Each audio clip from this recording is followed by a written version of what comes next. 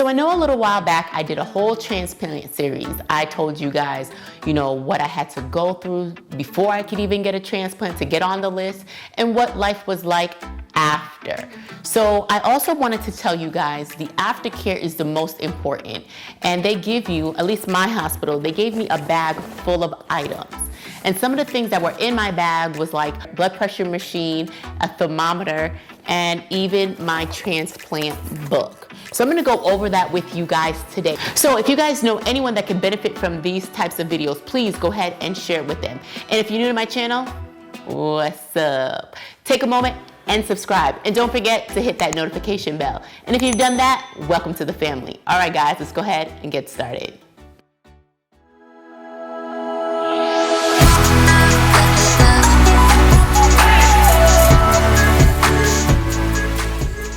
So when I was in the hospital, everything was given to me. So when I went home, I was very prepared. And Encompass actually donated this bag. So this is where I kind of keep all my little items. I have a dialysis bag, and then this is my transplant aftercare bag is what I call this. But this was the most important item in that bag. And this is my kidney transplant program book. So I want to go over that with you guys today, because I think it's very important to know exactly, if you have questions before you call your doctor, where to go. This is like the kidney transplant Bible, as you could say, because it has everything in here. They thought of every single thing when they put this together. So on the first part, this is where they gave me my medication list. So she made a medication list for me. She told me exactly what time, what day, the purpose of the medication, the name of the medication. I mean, it is really detailed, and how many pills I should take each time. This basically says Emory Kidney Transplant Program, Journey to Transplantation. It's your aftercare for your transplant. So I just kind of want to go over that with you guys. So let's go over and see what they want us to do. So the first part is who to contact when you're having issues. So you will have a designated nurse, someone that you will coordinate with, who will call you. Every time I do blood work, I have someone that I work with personally. It's the same person. There's no changes in that.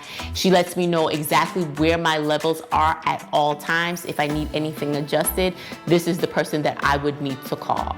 I have her phone number. I have her email. And I also have like the social worker, the transplant team website, and all the important numbers, even for medications. If I'm having any issues getting my medications, this is the person that I need to call. So you will have a designated person that they'll assign you to, who you'll have some correspondence with. So the next section is when to call the transplant team.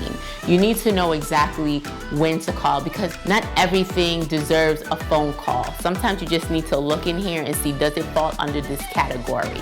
So like if you have a high temperature, if your blood pressure is greater than 170 over 100, diarrhea, swelling, if you start to see any of those severe issues, call. Pick up the phone and call that person. Yes, you can send an email, but if you want faster response, there's a fast track phone number inside, and you just call them and let them know exactly what's going on, and they will find your doctor or a nurse practitioner or someone to get you aligned with. The next section goes over understanding possible complications after a transplant.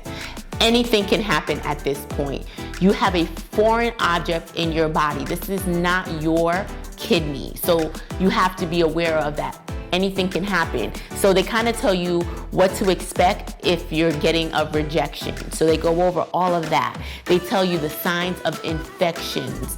And I mean, it's very detailed, from the chills to the sore throat to the fever to the burning it's just so much information here. On each page, they make sure they put their email, their phone number, and exactly where they're located, so you have no issues finding them. They also input helpful hints in each section just to give you a little bit of hint, like, you know, how to manage certain things. They give you a page for notes, so you can kind of write down a few notes in that section. And then they talk about your daily routine and how important it is to actually keep a good records, especially when you first get out the hospital. I think it's very important. I've gotten to the point where I don't need to write down every single thing that I eat and, you know, all my blood pressures, because it's kind of stabilized now. It's just in the beginning stages. They really just want to monitor you that well, which is a good thing, you know, so you know that you have people on your team that actually care about you. The next section is about taking care of your wounds. So you get the cut on the side of your stomach. Now, how do you take care of that? So they're basically just telling you not to use tub baths, don't go swimming, at least for a month or two. Call ahead if there's red, pus, pain around that area. So they go over a few times in this book. They also discuss the medications and the side effects from the medications. And just your routine medical care. They talk about dental care. Do not get routine dental care for up to 6 months after the transplant. After that, then you can go into your regular routine, but that was something that was highlighted. Also, immunization shots. They tell you, you know, what you can do, when you can do it, because there's a certain time frame where you're not allowed to get immunization shots. We also discuss skin care. Another big section is your nutrition, exercise, and your activities. They want you to stay active. They don't want you to strain yourself, but they do want you to stay active on a daily basis and eat the right foods, because, you know, foods definitely play a factor in how we're going to feel and how we're going to recover. The next page discusses the stent removal. You guys saw my stent removal. That was a great video. I actually showed you guys, I'm gonna leave that right here. I actually showed you guys my whole process. I mean, from beginning to end. I think it was probably the most detailed stent removal that YouTube have ever seen. So they're gonna tell you exactly what that process is going to be like. Even though I read this, I was still nervous, but honestly, guys, you have nothing to be worried about. The stent removal was easy. It did not hurt. I know some others may say, you know, it did hurt them slightly, but for the majority of us, it doesn't hurt much. And it's like a 2-minute process, honestly. Don't fret. The following page discusses understanding your schedule. So from the first 10 weeks, there's a certain schedule you'll have. Then they talk about your first year. Then we go over your second and your third year, because these are prime times. At this time, you are prone to rejection if you don't take care of yourself properly. It's very important that we go to each and every visit if we're able to. Obviously, we're in a time where we're not going to the hospitals. All my visits are telemedicine, so my doctor still keeps in contact with me, but now it's just over the internet. As for your medication, I told you guys in this book, they talk about it multiple times. They tell you exactly where you can go. They give you some options, because I have one particular pharmacy that I actually really like compared to just going to, you know, your regular Walmart or Publix or anything. This pharmacy ships me my medication at no additional cost, and it comes straight to my front door, and I love that. They also let you know that because there are so many people that are, you know, going after the same medications, sometimes pharmacies can run out. So it's very important to at least minimum 7 days before you run out, you call your pharmacy and you make sure that they have it. And if they don't, they have enough time to order the medication and have it shipped to your house. According to this book, you know, they try to give you a dietary plan. After the transplant, they want you to do 8 ounces for the first month as your daily goal for protein. Then 6 ounces per day after that. They even break down the water consumptions with pictures and all. So we all know water is the best choice. So they tell you how much water they want you to take in. They want at least 6 glasses per day.